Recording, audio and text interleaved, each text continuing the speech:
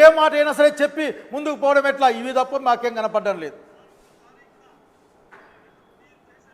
కనుక ఈ సందర్భంగా మీకు గుర్తు చేస్తూ ఉన్నాం, ఇప్పటికైనా సరే, ఇప్పటికే ఆంధ్రప్రదేశ్ హైకోర్టు పలుమార్లు మిమ్మల్ని మొటికాయలేసింది. మీకు అనేకసార్లు చివర్లకి మీ డీజీపీని పిలిపిస్తాం మేము కోర్టుకి అని చెప్పింది గుర్తు తెచ్చుకోమని కోరుతా ఉన్నా, అధికారులను కోరుతా ఉన్నా.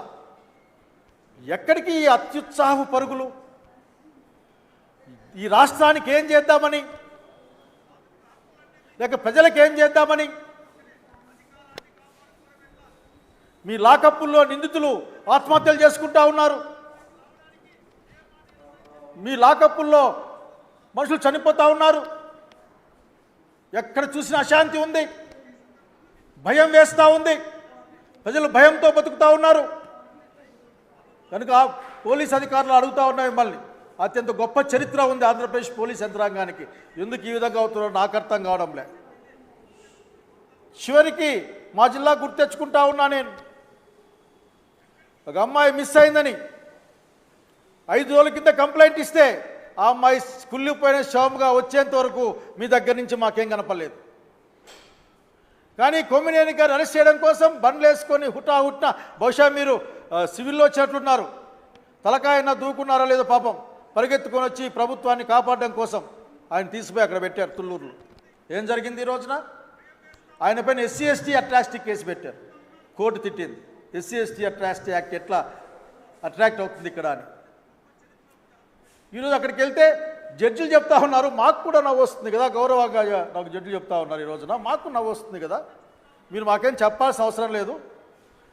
ఆ లాయర్ గారు చెప్తారు, పాపం ఆయన ఏం చేస్తాడు, పాపం ఆ లాయర్ గారు చెప్తారు, ఈయన నవ్వాడండి అంటే ఆంధ్రప్రదేశ్ రాష్ట్రంలో నవ్వడం పైన కూడా నిషేధం ఉందా?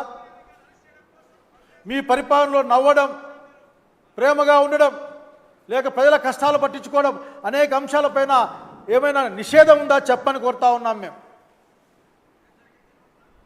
బహుశా ఎన్నో మీరు 10 గంటల పని దినాన్ని ఒప్పుకున్నట్లున్నారు. ఆఖరికి ఏమైనా మాట్లాడితే మీరు అసలు వాషింగ్టన్లో మొదలు పెడతారు. అది అర్థమయ్యే లోపల మాకు చాలా కాలం పడుతుంది. బాబు గారు, ఇప్పటికైనా సరే మీరు ఈ రాష్ట్ర ప్రజల కోసమైనా, మీ వారసుల కోసం కాదు, లేకపోతే మీ ప్రభుత్వం నిలబెడుతున్న పెద్దల కోసం కాదు, ఈ రాష్ట్ర ప్రజల కోసం పనిచేయమని కోరుతా ఉన్నాం. ఇచ్చిన మాట నిలబెట్టుకునే ప్రయత్నం చేయమని కోరుతా ఉన్నాం. వచ్చే జనరేషన్స్ అన్నీ కూడా మీలాంటి వాళ్ళు ఆదర్శంగా తీసుకుంటే రాష్ట్రం కానీ దేశం కానీ నాశనం అవుతుంది, ఇబ్బంది అవుతుందని మనం అలాంటి వాళ్ళం భావిస్తూ ఉన్నాం. ఎట్లా కాదో మీరు చెప్పాలా. ఈ రోజున సుప్రీంకోర్టు యొక్క తీర్పు అన్నది ఇది ఒక మైల్ స్టోన్ జడ్జిమెంట్. ఇది అనేక సార్లు తీర్పులు వచ్చినప్పటికీ కూడా మీరు పట్టించుకోరు. ఇప్పుడైనా పట్టించుకోవాల్సిన అవసరం ఉంది. చట్టాన్ని గౌరవిస్తామని మీరు ప్రమాణం చేసి అధికారంలోకి వచ్చారు. ప్రమాణం చేసినప్పుడు నిష్పక్షపాతంగా, ఎటువంటి రాగద్వేషాలకు అతీతంగా నేను పరిపాలన చేస్తానని చేసిన ప్రమాణాన్ని గుర్తు తెచ్చుకోండి. మీరు అదే నోటితోనే వైసీపీ వాళ్ళకి ఏం పనులు చేయొద్దు అని చెప్పిన నోరును గుర్తు తెచ్చుకోండి. ఇప్పటికైనా సరే అడుగుతా ఉన్నాం, తగిన గౌరవంతోనే మీకు ముఖ్యమంత్రి గారు కాబట్టి మీరు ఇప్పటికైనా మీ యొక్క అబద్ధపు పరిపాలన ఆపండి. మీరు కక్ష సాధింపులతో రాజ్యం పరిపాలిస్తే వచ్చే జనరేషన్ అదే నేర్చుకునే అవకాశం ఉంది. ఓహో, అధికారంలోకి వస్తే ఈ విధంగా చేయాలి కాబోలు, ఒక బుక్ రాసుకోవాలి, ఆ బుక్ మీరు చూశారు కదా, ఒకసారి మీరు వెరిఫై చేయండి. మీ ఆ ఎర్ర బుక్ ఏదో అదేమన్నా మంత్రగాళ్ళ బుక్క, దాంట్లో ఏమైనా క్షుద్ర మంత్రాలు ఉన్నాయా? ఎర్ర బుక్ పేరు చెప్తే ఎర్ర బుక్ చూస్తేనే ఒక ఆయనకి హార్ట్ అటాక్ వచ్చిందట, ఒక ఆయన బాత్రూంలో పడి చెయ్యి రగ్గొట్టుకున్నాడట, ఇంకోటి ఏమైపోతుందంట. అసలుకి అదే విధంగా ఆ పేరు వింటేనే ఏం మాట్లాడతారు మీరు? కనుక తగ్గండి. రెడ్ బుక్ రాజ్యాంగం నడవదు అని, నడవడానికి అవకాశం లేదని సుప్రీంకోర్టు భావిస్తూ ఉంది. అవును, ఒక ఆయన కామెంట్ చేశాడు, ఇచ్చింది బెయిలే కదా, కేసు నడుస్తుంది కదా, రే కేసు పెట్టావు కదా, నడుస్తుంది కదా, కేసు కొట్టేస్తారు కదా. ఆ మాత్రం అర్థం కావడం లేదా మీకు? అంటే కేసు కొట్టేసే అవకాశం ఉంది కదా, శిక్ష పడినప్పుడు కదా నువ్వు మాట్లాడాల్సింది ఆ మాట. అటువంటి అవకాశం లేదనే కదా కనుక కోర్టులైనా కానీ గౌరవ కోర్టులని మీరు దయచేసి గౌరవించమని కోరుతా ఉన్నా. భారత రాజ్యాంగం పనిచేయండి. ఈ భారత రాజ్యాంగం భారత ప్రజలు భావ ప్రకటన స్వేచ్ఛ ఇచ్చున్నారు, కానీ ఆ స్వేచ్ఛకు పరిమితులు ఉంటాయి. అది మాకు బాగా తెలుసు. ఆ పరిమితులకు లోబడి పనిచేసే వాళ్ళని కూడా మీరు, నాకు శ్రీనివాసరావు గురించి తెలుసు, నాకు అప్పట్లో నేను డిబేట్లో పోయేవాడిని ఆయన దగ్గరికి. ఆయన దాన్ని కూడా షీల్ చేస్తారా, అట్లా అనకూడదండి, ఇట్లా నేను మాట్లాడినండి, ముందుకు పోనండి అంటాడు ఆయన ఆఖరికి. అదే ఆయన మెంటాలిటీ నేను చూశాను ఒక 7 సంవత్సరాల క్రితం. కాబట్టి చంద్రబాబు నాయుడు గారు సుప్రీంకోర్టు ఇచ్చిన తీర్పు, గతంలో హైకోర్టు ఇచ్చిన మొటిక్కాయలను గుర్తులో పెట్టుకుని ఆఖరికి అధికారులను ప్రత్యేకంగా కోరుతా ఉన్నా నేను. అంత కరెక్ట్ కాదు ఇది. ప్రజలు చాలా ఇబ్బందుల్లో ఉన్నారు.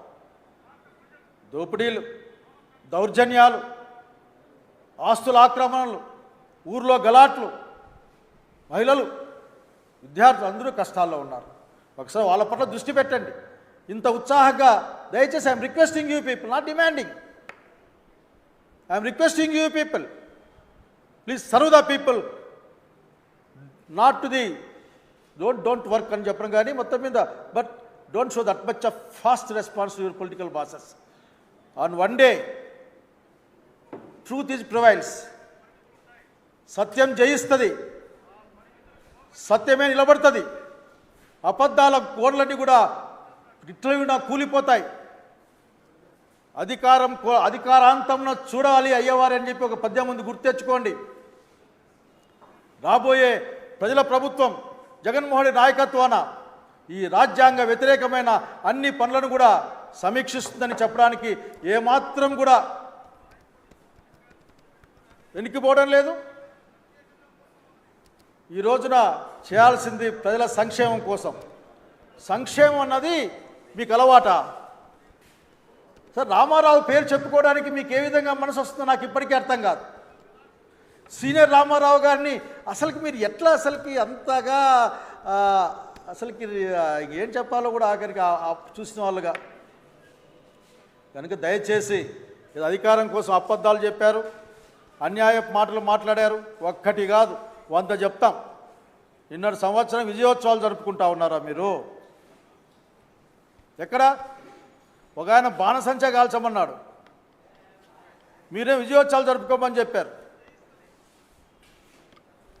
ఇటువంటి దుర్మార్గమైన ఒక చెడ్డ ఆలోచన విధానాన్ని పక్కకు పెట్టి ప్రజల కోసం పనిచేయమని, ప్రజా సంక్షేమాన్ని జరిపించడం అంటే, నిలబెట్టడం అంటే, అభివృద్ధిని సంక్షేమాన్ని ఇరు పట్టాలుగా ముందుకు సాగించి ప్రభుత్వాన్ని నడిపించడం అంటే ఎట్లా ఉంటుందో మీ పూర్వపు ముఖ్యమంత్రులను చూసి నేర్చుకోమని కోరుతా ఉన్నా.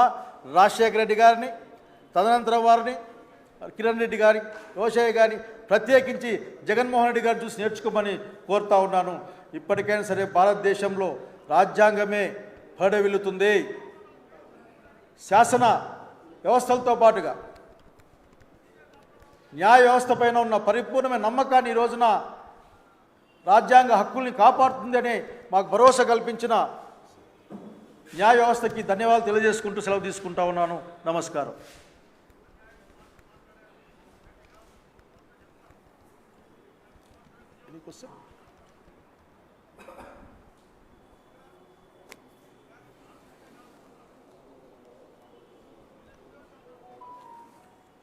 లేచా